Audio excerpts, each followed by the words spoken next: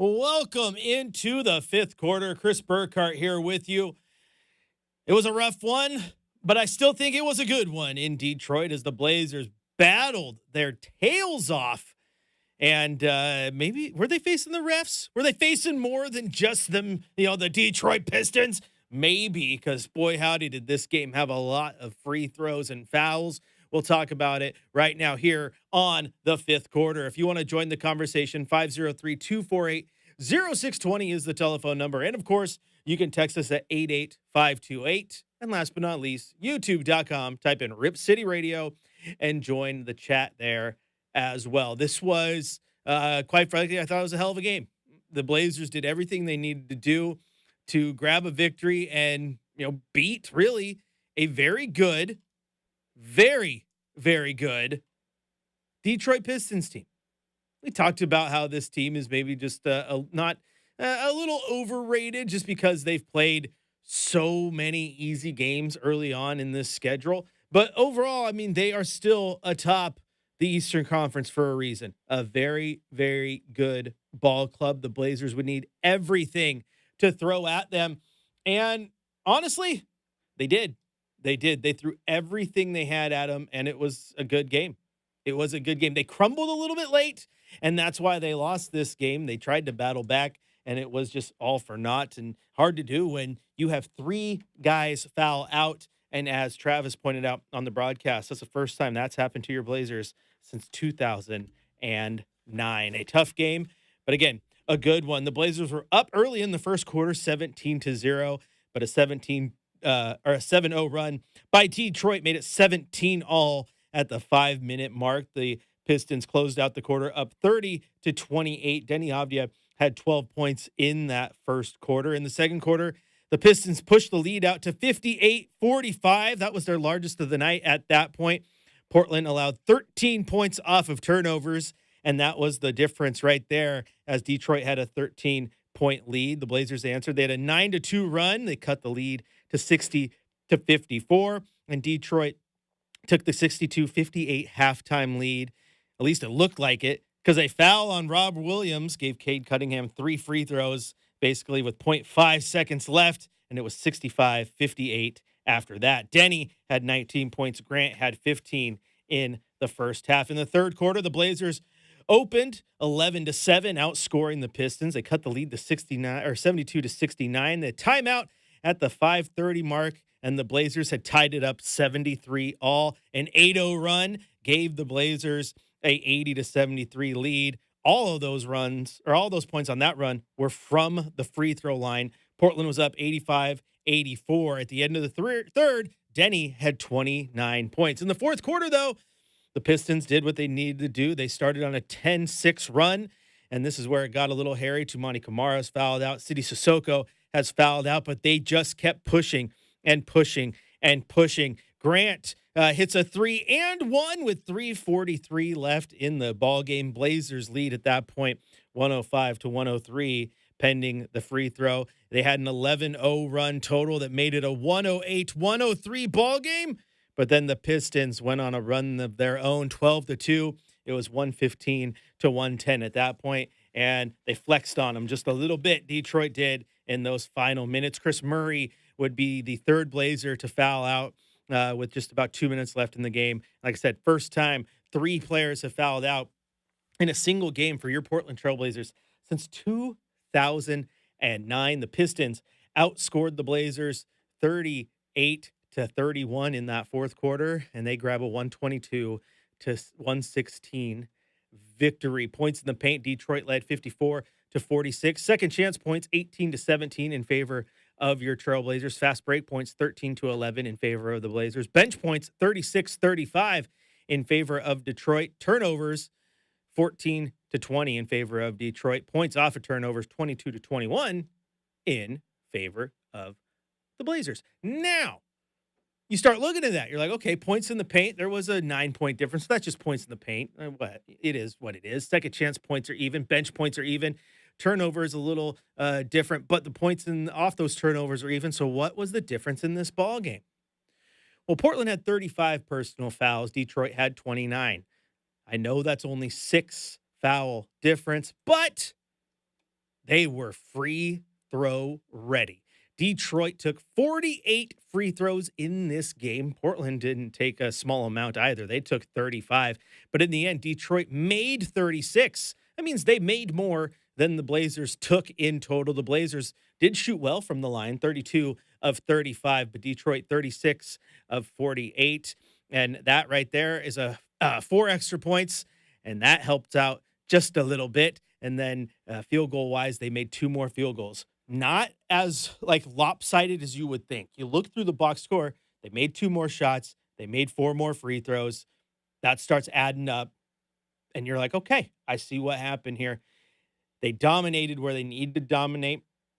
The free throws really, though, helped Detroit in this one because they lived at the line. Looking at the box score, Tobias Harris had 10 points, 15 points from Mazur Thompson, 15 points from Thompson, 18 points from Jalen Duren, 29 points, 9 assists from Cade Cunningham, 14 points from Duncan Robinson, 17 points from Ron Holland II. On the Trailblazers side of things, there's 3 really good stat lines and a lot of really bad ones. And I'm trying to be nice here. Let's take a look at them.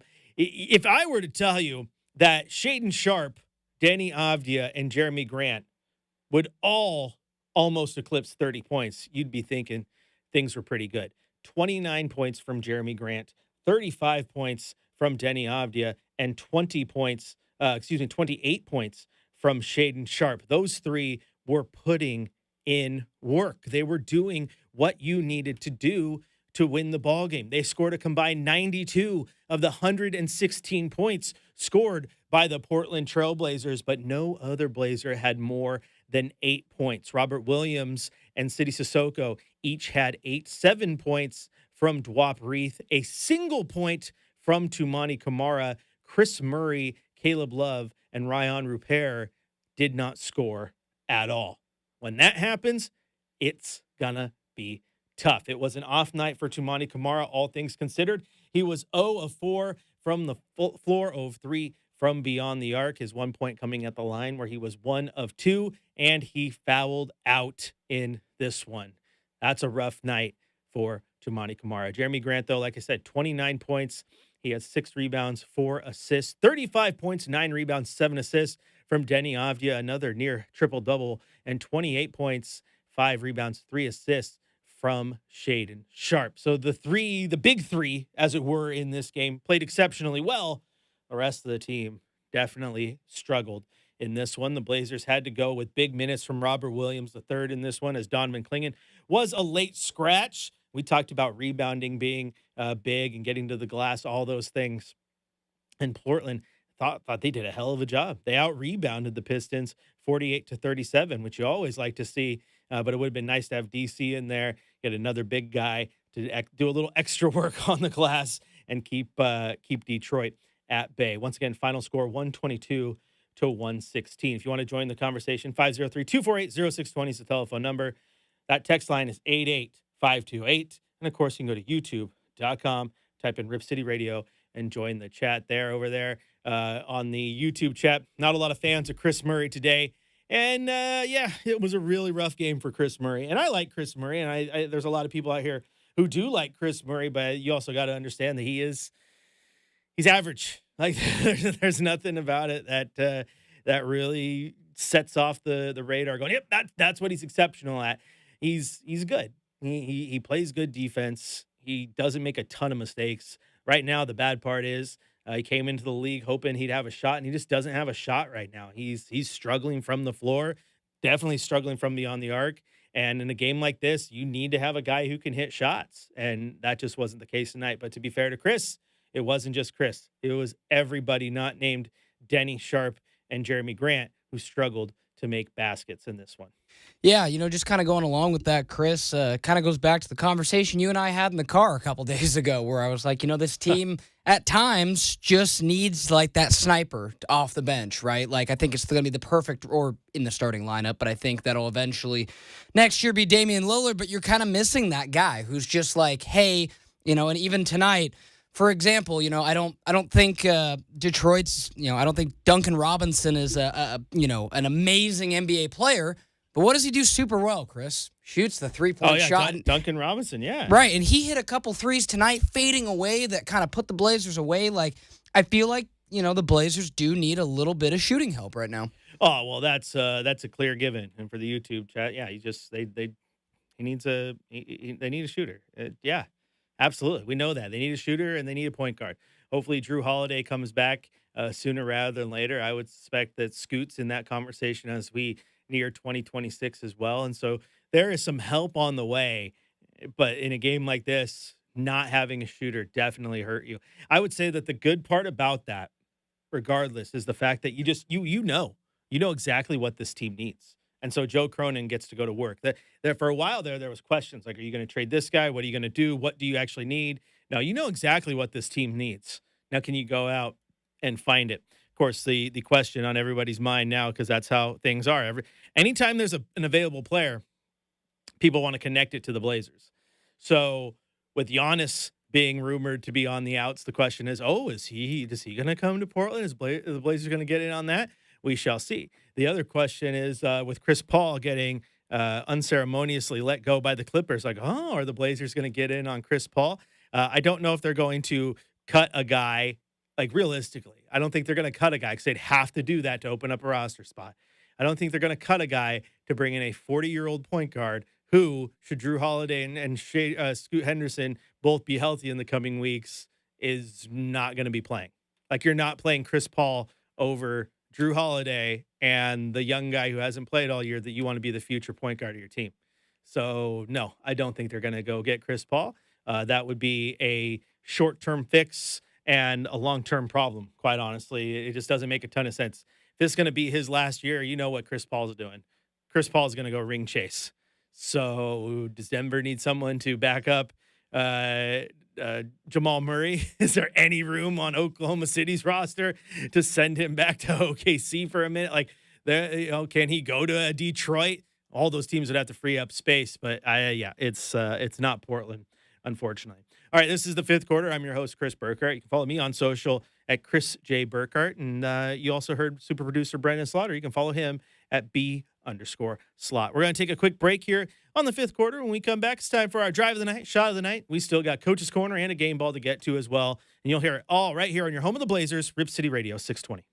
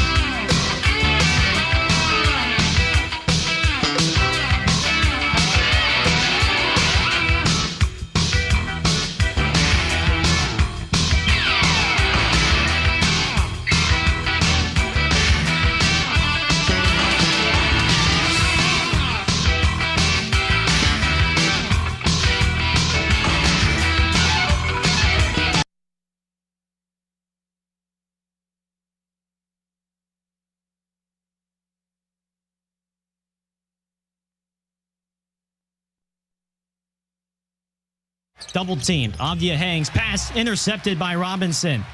And Sharp intercepts it ahead. He's got a wide open dunk, and he throws it down.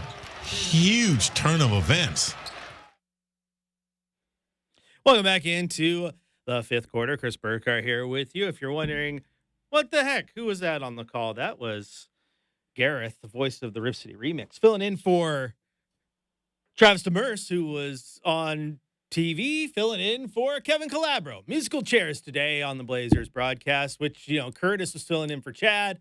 I think we should have just, for prosperity's sake, Brenden, we probably should have just had you do the fifth quarter, and I could have produced it. So, why not?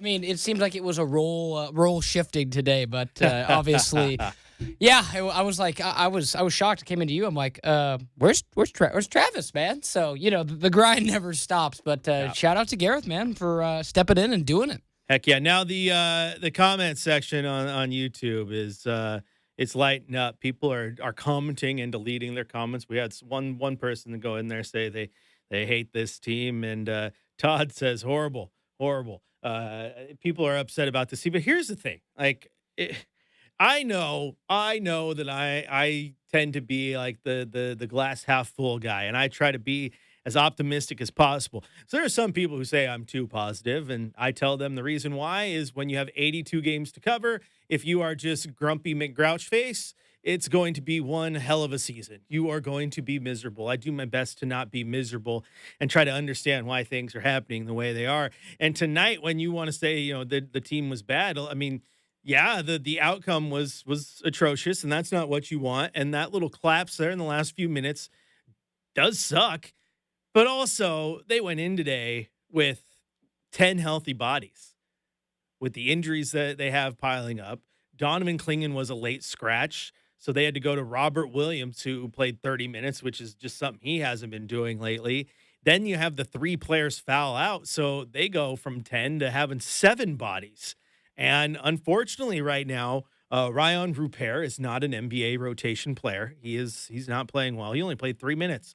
So when those 3 guys fouled out, they had 6 players to put in that rotation. City Sissoko played only 22 minutes. Tumani played 24 before fouling out. Losing Tumani is huge. City's been playing well given the minutes he's been given, but he's no superstar. But you got to commend him for going in there and filling in the spot with all these injuries. But they had just no healthy bodies. And it's clear that Jeremy Grant, Denny Avdia, and Shaden Sharp are doing everything they could. But exhaustion is a real thing, and it has to set in at some point when you have nobody to give you any relief. That's the unfortunate part. The good part is that there is relief on the way. Drew Holiday should be back anytime now. Scoot Henderson is projected to be back towards the end of the month, start of January, so that'll be good. You got Matisse Thybulle, who's getting closer to a return as he's healing from that ligament surgery.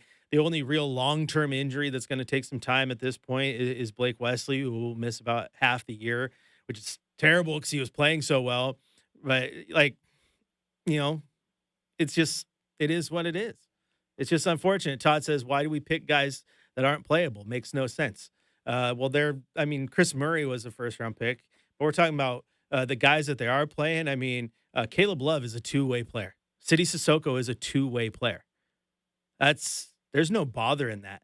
Chris Murray is a rotation player in the NBA. But he needs to learn to shoot the ball better. Otherwise, he's going to lose that spot. He does nothing exceptionally well, but he doesn't do anything exceptionally terrible. So he's good enough to put in there and trust in most cases. Today, he was not good. He was absolutely not good. And the shooting has to be better from him. Otherwise, that's a quick way out. But when you say, these are two-way guys who are playing right now because they have no other options. And they're going to get to the point where they're going to run out of time and they got to send them back down to the G League because you only get, the 45 games or whatever it is. So I don't think it's the bad picks because who else is playing? Shaden Sharp was their pick. He's good. Tumani Kamara was a guy they traded for. He's good. Donovan Clingan is good. And so it's not as if their picks are bad. It's just they're playing in the tail end of those picks. OKC, as you say, is unstoppable right now. Absolutely. They're so darn good, and they're one of the best basketball teams I think we've ever seen. And they're breaking the Warriors record, Burkhardt? I don't know if they break the Warriors record. That's why I wasn't about to say they are the best team we've ever seen. I still think the best team we've ever seen is the Bulls. But Well, you know what they say again. The Warriors was cool and whatnot, but it don't mean a thing, right? So you got to finish it off. And I'll say this. I mean, as far as pace, Chris, because I didn't look and see if they played tonight, but you're talking 21-1. I mean, you stick at that pace, you're going to beat that record. So we'll see if they can keep their hot start. But I think their hot start when they didn't even have their full complement of guys. Yeah, and they're a different animal. Like that animal is not the same as, we're talking about this current Blazers team. They don't have to go into the trenches of starting their two-way players and rolling with 6 guys because everyone's fouling out, nothing can get done. So they are different breeds. But yeah, I would just argue, Todd, and I get the frustration. No one likes losing at this point, right? It's just the idea that they pick guys who aren't playable. They pick guys who are projects, and they know that they can try to get them to a point because they don't have to rush them. And then unfortunately, all the injuries have made them go, oh crap, we got to put those guys. We got to put those guys in. We got to put those guys in, and that's pretty wild. So I give guys like City Sissoko, who's on a 2-way deal, a ton of credit because he's outperforming his own expectations. He's going out there and getting starts right now, and he's not lighting the world on fire, but he's playing well. Caleb Love, the shot is just streaky, but you got to give him credit because, again, 2-way guy. No one thought he was going to be in the rotation with where he was drafted. And unfortunately, because of the circumstances, he's big time in the rotation at this moment in time.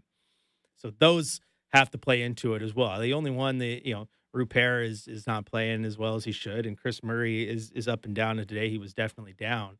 But for the most part, their picks are doing just fine. And yeah, quite frankly though, back to OKC for a second, Brenden, just so you know, I know you want to talk a big game, but that Warrior team that set the record, they started 24-0, bro.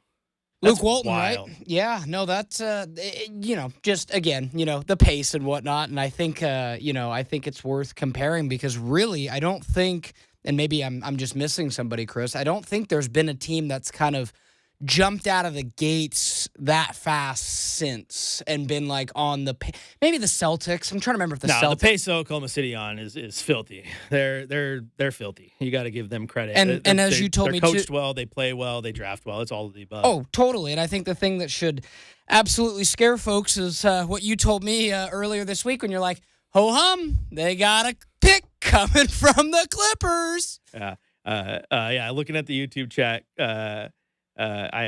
Kitsis says Sharp is not good. He's a great acrobat, though. I think that's false. Sharp is good. Yeah, I like Shaden. Sharp has struggled to make the jump to like a superstar, but that's fine because Denny's doing that. But Sharp is 100% an NBA player. That's fact, absolute fact. He went out there and he played well tonight. I wish he shot the 3-point ball a little better. And is way too athletic to not drive to the rim more, but he's an NBA player. Like there's no question between Sharp and, like I said, a Chris Murray who is end of the rotation guy, or a Ryan Rupert who is a probably not rotation guy, is just here right now because they have no bodies. Shaden Sharp is definitely a baller. I think the only bad part with Shea is that he's just not playing like a number one. I think a lot of people want him to be a number one. We also get comments in there. City's not bad at all, to be honest. City's great. Also, I love the Mark Mason Rip City play on words. Like that's awesome. Rip City is good. It's like having Rodney Hood and the Mount Hood connection is pretty good. And it is what it is. It is what it is.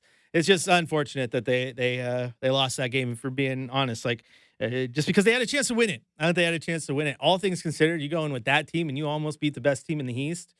I think you should feel good about this. I know there's no thing as moral victories, and I'm not gonna hammer that drum. Hey, they lost everybody, but feel good about it. Now, your guys, like your fans. If you want to be mad because they lost, be mad. That's part of being a fan. So I am not going to tell anybody how to fan because that's stupid. And I don't need you to sick your dogs on me. I'm not asking for the heat. I don't want the smoke, as the young kids say. Of course, I'm probably so old that they don't say that anymore. But it would have been nice to win that game.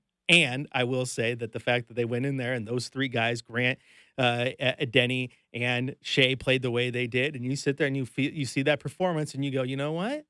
When you get Drew back and you get Scoot back, and you look at the possibility of getting Matisse back eventually, and you get Dame back next year with the way these guys are, I see the vision. I see the vision, and that's something I can say is good. I also like the way they played tonight. I understand we want to talk about some of those late game mistakes, but I think Thiago's doing just fine. And I give him a little bit of a leash because unlike, when Chauncey's hired to be the guy, first time head coach, and then people ridicule him, it's like, well, you were hired to be the guy, so be prepared. As where Thiago Splitter, he wasn't hired to be the guy. He was hired to be an assistant to the guy. Have a job. Your job's big men and help with the offense. And now your job is big men, little men, medium men, offense, defense, timeouts, half-court sets, full-court presses, everything. Everything. So you got to give him I give him a little bit of a leash. I do think he's doing well, though. I'll give him that. If you want to keep the comments rolling, head to youtube.com, type in Rip City Radio, and join the chat there. Shout out to everyone giving us some comments to chew on. I really appreciate it. I love the comments, even the ones I don't agree with, because it gives me good things to talk about. And a good, healthy sports debate is not everyone just agreeing all the time. So shout out to everyone giving me their thoughts and comments there. If you want to join the conversation, 503-248-0620 is one way. You can also shoot us a text at the Rip City Radio text line at 88528. We're going to take a quick break. When we come back, we're going to hear from head coach Thiago Splitter in the coach's corner. We're also going to hand out a game ball, and then we'll get out of here. But before we do, it's time for your shot of the night.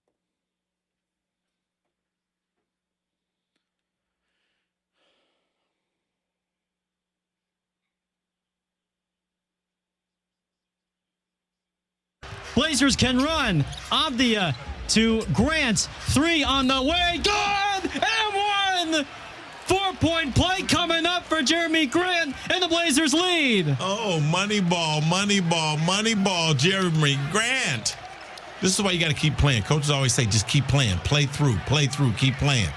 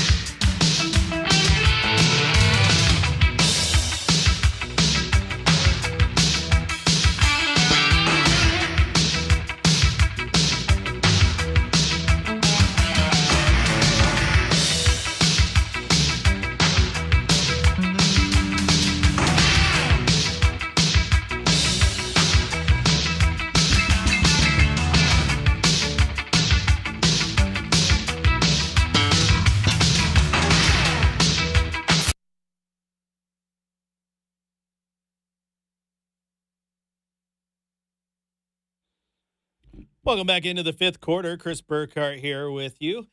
Having a good old time as always, having some good Blazer chats. If you want to join in on the conversation, 503-248-0620 is the telephone number. And of course, you can text us at 88528 or go to youtube.com, type in Rip City Radio and join the chat over there. Where? I'm looking at the comments trying to go. Ricky says, are Blazer fans really that down on this team? I've been pretty casually following so far this season, but they're fun to watch. Once healthy, if healthy, they'll have a great second half of the season. And Ricky, I want to point out that I like your optimism. You're like me. Right now, I think this Blazer team is playing, quite frankly, exactly like we expected they would. They have lost a few games they probably could have won. Tonight might have been one of them. That Toronto game, for example, was obviously one of them. But going into the season, most people said if they are a play-in team or in the battle for that, things are good. A lot of people had them less than a 500 team. I had them as like a 41-41 team is what I predicted. And right now they're at 9-14. So yes, they're below 500. They have also played one of the hardest schedules in the NBA. I mentioned that talking about the Pistons and their schedule. They've had an easy one. They went on a 13-game winning streak. And a lot of the teams in that winning streak were the play-in teams or the worst teams in the Eastern Conference. Philly, Atlanta, Milwaukee, Chicago, Brooklyn, Indiana, Washington, all part of that 13-game win streak of theirs. Meanwhile, the Blazers are losing to Oklahoma City, the Rockets, the Lakers, the Spurs. They lost a game to Toronto, who's a top 3 team. They lost this one to Detroit, who's the best team in the Eastern Conference. They have had a gauntlet of a schedule. When you get the easier side of the schedule, the Blazers still have games against Brooklyn, who is 5-17, games against Indiana, 5-18, games against Washington, 3-18. They round out this road trip against Memphis, who's right there with them at 10-13, and New Orleans, who's a 3-20 ball club. So you would hope, quite honestly, if they beat Memphis and they beat New Orleans, they go on this 5-game trip. They come back 3-2. That's a win. And then they creep closer to 500. And as they get healthier, if they keep playing the brand of basketball, I think that is very good for this team. So I'm right there with you. I'm not down on the team. They're slightly below where I thought, but still right in play. We thought they'd be a play-in team. Right now, the season ends. Scratch it. It's done on December 5th. Portland is 10th, and they're a play-in team. So they're right about where we thought they would be. Todd makes a good point. I just wish that the guys who are supposed to start starting soon. Dead on. And Scoot being out is a huge letdown. Not his fault, but we need him bad. And Todd, I'm glad you bring that up because I've argued. Everyone said that this was supposed to be a really big year for Scoot Henderson. He needed to make the jump. I almost argue that he doesn't need to make a big fat jump anymore because he's proving his value by not being here and being available. They need a backup guard in the worst way. The worst way. I think they'll eventually fix that. Ryan chimes in. He goes, I don't like Portland's dribble drive offense. No screen on or off the ball. Everything just seems forced. And Ryan, that's because everything is. Everything is. Caleb Love is playing 90% of his minutes on the floor right now with the Blazers at point guard. And he's not a point guard. He's a shooting guard. Denny Avdia is not running a true point. He's not a half-court guy. You give him the ball and push the tempo, and he's going to get you some assists. But they don't have that guy to set it up. So everything offensively in the half-court set feels forced for a reason. That's why they need Drew back. It's why they need Scoot that we were just talking about.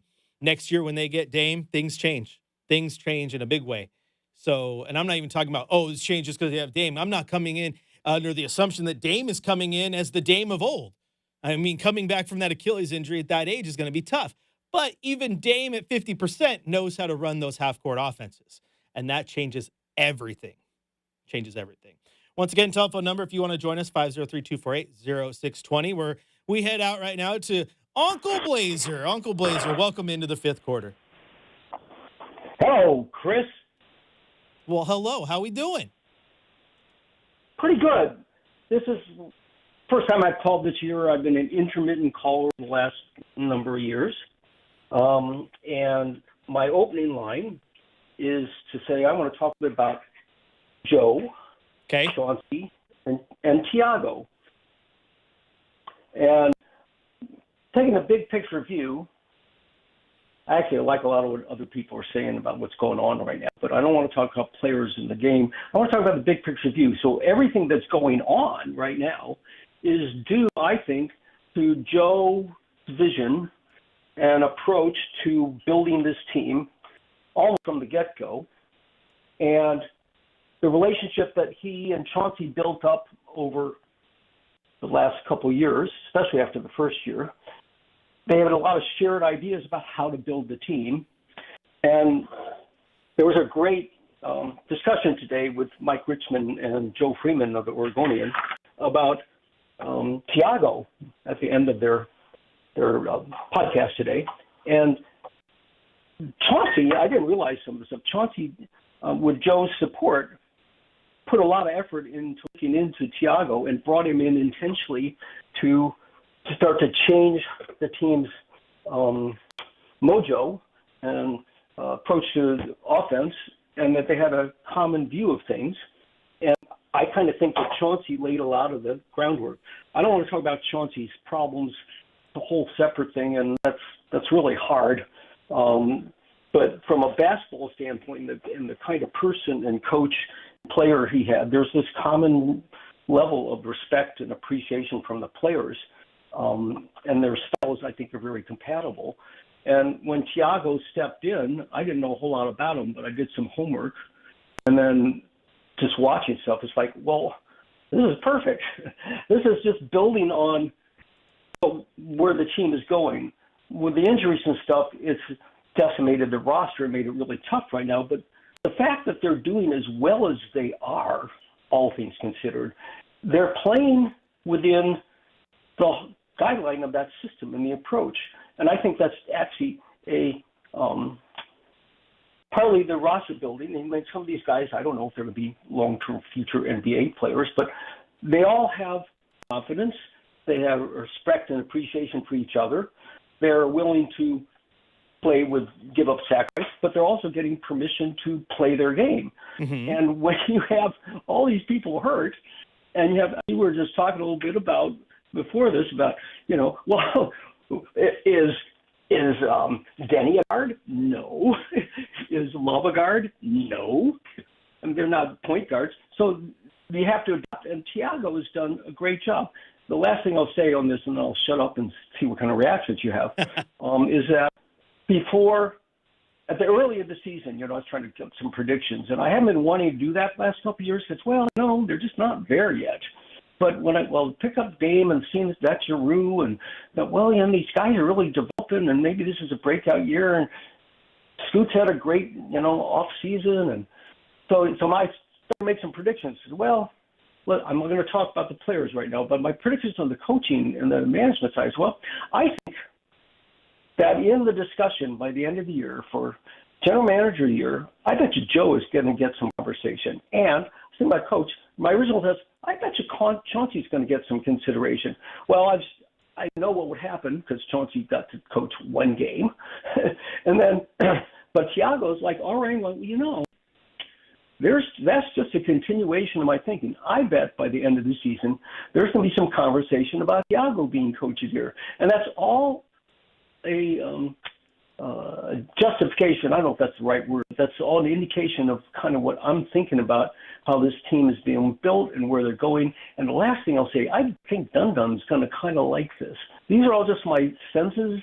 I've been around a long time. I played lots of sports growing up. I've been around different coaches. I coached, a couple different sports, especially I stopped from kindergarten all the way through the end of high school. I played some competitive sports all through college and even a little post-college, but I wasn't good enough to go any further. So I have a lot of perspectives on this, and I don't want to make myself into anybody special. On the other hand, it's like, big picture, everything that you're talking about now, this all seems to be making sense. Is any of this thing guaranteed? Well, of course not. That's sports. It's a crapshoot.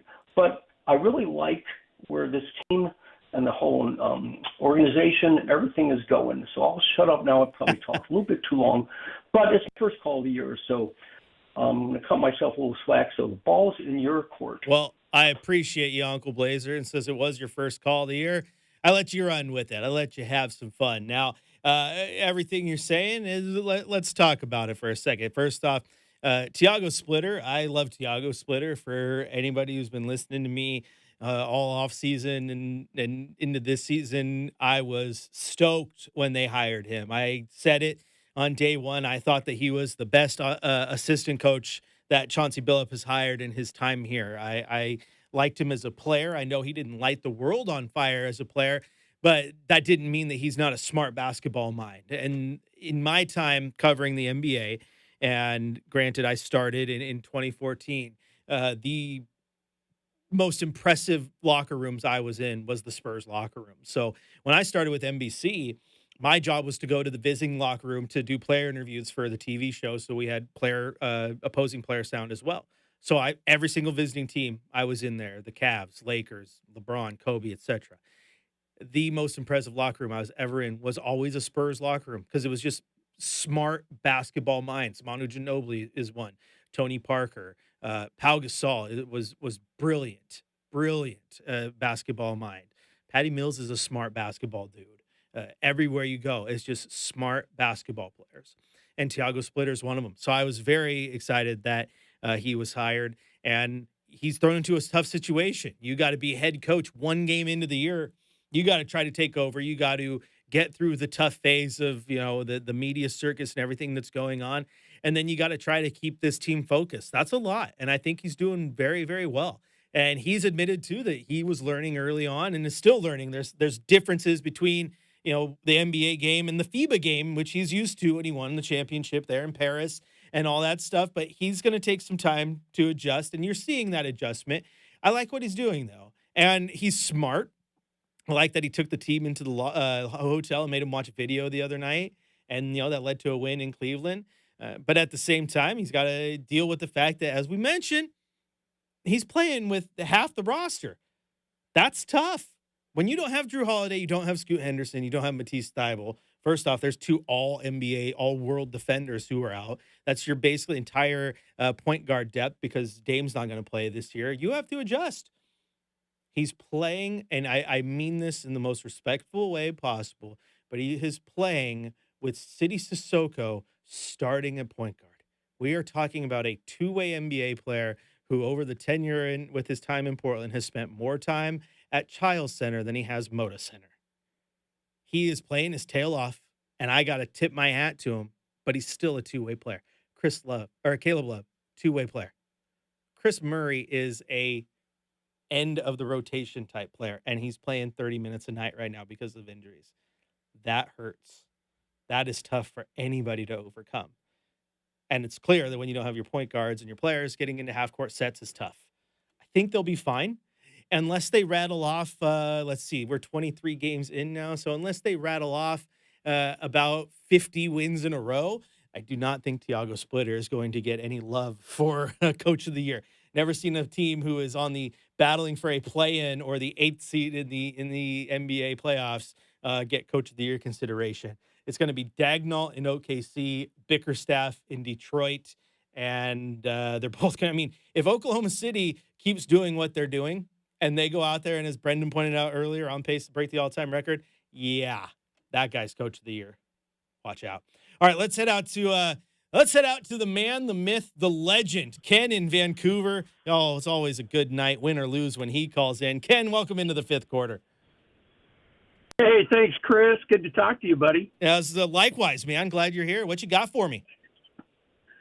I am really excited about this team. I've gone to 2 games already. My daughter and I are going to 4 more in the next 4 weeks. I love this team. I love their prospects. Got some really great guys who are developing. Got some good vets who are really providing a lot of contribution. And I'm just really proud of this team, the effort they give night in and night out, undermanned because of injuries, but they don't make excuses. No, they go out and play their doggone hearts out. And I'm telling you, they have taken so many of the top teams to the brink of losses. I'm just proud of them. They're playing great. People on Sharp, he's developing. The kid's a kid. He's getting better and better and better all the time. he's got special. He's got special. Yeah, sometimes he looks like he's kind of like not into it, but he's into it. It's just he's a kid. He's going to be special. You can see it. And I'm just really proud of these guys, Chris. It's exciting to watch. I love going. It's fun going. I'm proud of I think Cronin's done a great job, not just bringing Dame back, but he's done a great job. And Tiago's doing a fine job filling in for Chauncey, and blessings to Chauncey. I hope it goes his way. Everything's not what you see. A guy with that kind of stellar background and integrity, everybody who knows him, he is a man of integrity. I'm just not buying all the BS, especially from the situation we're coming from. So hey, go Blazers, keep it up. I'm proud of these guys, Chris. Well, Ken, thanks for the call, and yeah, I think it's easy to be proud of them. I like the way they're playing, and they're hustling their tails off, man. That's about all you can say. They are playing their tails off, and that's something that we have argued about not seeing in recent years. And we wanted to see this team go out there and put in all-out effort, and I think they're putting in all-out effort. There's going to be nights that you just take the L because you run out of gas or you don't have the power, the manpower to get through it. Tonight is a day that you had 3 guys show up and the rest just didn't have it going. I don't think they were playing poorly, but they were playing hard. They just, again, I mean, look at the guys that they're playing. It's tough to win ball games with the end of your rotation guys. Those guys are the end of your rotation. They're supposed to be there in a pinch. And unfortunately, this pinch is like a crab that pinched you and won't let go. It's a long pinch because of the injuries. I'm not saying anything bad about them. I think they're all playing their asses off, every single one of them. Even Chris Murray, who had a bad shooting night tonight, has been playing his tail off. It's just the talent gap. There's a talent gap. Also, to your point about Shaden Sharp, you still like him. You don't understand why guys are down on him. He's 22 years old. He's 22 years old. He is, younger, I believe. You look at the date, but it's same age. He's Damian Lillard when Damian Lillard came into the league as a rookie. And Damian Lillard came into the league as a rookie. He averaged 19 points. He was rookie of the year. He also had those 4 years at Weber State to develop into a player and be ready to come into the league. If Damian Lillard had came right out of his freshman year at Weber State, he wouldn't have been rookie of the year, 19 points per game, Damian Lillard. And I really hope that, they wouldn't have given up on him 4 years in because, he wasn't scoring 30 per. Everything worked out pretty good there. Shaden Sharp right now is averaging 20.9 points per game, career high. I'll take it. He's playing well. He's playing well. That's all you can do. The only knock on him right now is that 3-point shooting this year has been bad. He needs to be more consistent there. But even with 25% from beyond the arc, he's still scoring you 20 points a game. For a young player, I think he's going to be just fine. And as I mentioned earlier in the chat, he's definitely an NBA player. We can debate all day long about whether he's going to make the jump, be a star, be an all-star, be a mega stud. That we can all debate about later down the road. But he's a player. He's an absolute player. Todd chimes in and says, at least we aren't Dallas. Well, there's the good and bad to that, Todd. First off, they're only a game behind Portland. But yeah, when you do talk about you trade one of the top 5 players in the entire NBA, you get Cooper Flagg, who I still think is going to be good, but is unproven still what he is in the long run in the NBA. Very good rookie, going through his trials and tribulations, but he'll be fine. But then you fire the guy who trades Luka Doncic because you admit as a team that was one of the worst things possible. And on the heels of hey, remember how he was good enough to take your team to the Western Conference, or Western Conference Finals, but you're gonna trade him so that you have get Anthony Davis, who, and then you put it under the guise of we're just worried about his health. So you trade for Anthony Davis, who's been made of glass his entire career. Things be bad in Dallas. That's rudderless ship a little bit. Nico did not do his best job there. So you got something there. However, though, having Cooper Flagg wouldn't be bad. I like Cooper Flagg. Having Victor Wembanyama wouldn't have been bad either. There's lots of things you could change in the draft, but yeah, could be worse. Could be worse. They got right now. Portland has a good young core. Look at the Giannis situation for a second, okay? Because people have talked about it. Well, oh, they might trade Giannis. Is he going to be a Blazer? I don't think he is, but realistically, the Blazers are in a spot where they have assets where that conversation isn't as far-fetched as you would have thought. Got good young pieces. You own all their picks, which are going to be super valuable should they trade Giannis. Do you trade him back to do you trade them back to Milwaukee as incentive to get him? The whole point is, like, I don't think they're in the conversation, but they have the assets to be if they wanted to. Eric Weldon says, I do not want that conversation. Here's the deal. If you don't want Giannis, I think you're crazy. We're talking about top 5 player in the league, and he ain't number 5. Me and Brenden had this conversation the other day. Like, if I'm picking my top 5 players in the league, like the guys that I want and I'm going to build around, it's like Jokic, Wemby, Giannis, Luka, Shea. Gilgeous-Alexander, not Shaedon Sharpe. Those are my 5. Not in that order necessarily, but those are my 5. Giannis is unreal. He's won a championship. And keep in mind, depending on what you gave away here in Portland, you might have a better overall roster than what he's had in Milwaukee the last few years. Oh, we saw the Damian Lillard Milwaukee and Giannis thing. It didn't work out. Roster was bad. Look how it is right now, too. They're struggling. It just wasn't built to last. All right. Brendan's probably in the back right now. Burkhardt, thought you said we're going to get out of here quick today. Not when the phone calls light up, baby. Got to give Uncle Blazer and Ken in Vancouver his time. You know who else needs his time? I heard it's pretty short. Tiago Splitter. It's time for the Coach's Corner.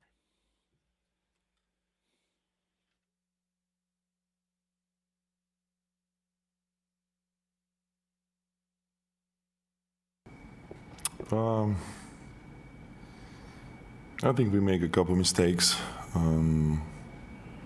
but I don't think that's the game.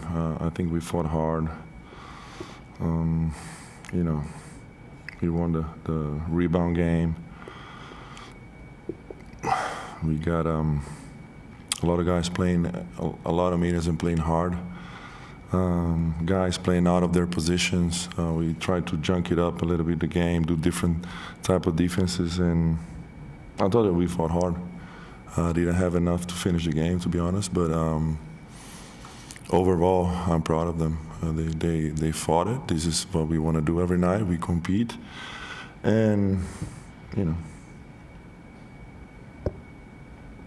leave it there. How difficult is it not only to have one guy foul up, but 3, especially someone like Tumani, who's really the anchor of your defense? No comments. Seems as though both teams really got to the line a lot of times. Is it hard to get into a rhythm when it feels like you're constantly having stoppage of time? Yeah, I mean, both teams play hard. They play aggressive. We drive the ball. They drive the ball. So in a similar way. I think we drive even more sometimes, but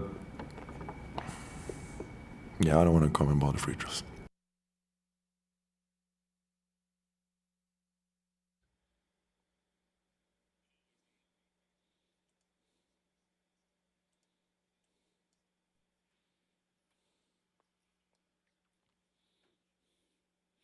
Well, who does the game ball go to? I think game ball goes to Deni Avdija again, because he's just been playing incredibly well. He showed up tonight, 35 points, 9 rebounds, 7 assists. You got to tip your hat to him. He's been playing so darn good, and I like that about him. And he deserves a ton of credit for that. Brenden, PC, turn it on for a second, my man, if it isn't already. He's giving me the thumbs up. Did I hear Tiago Splitter right?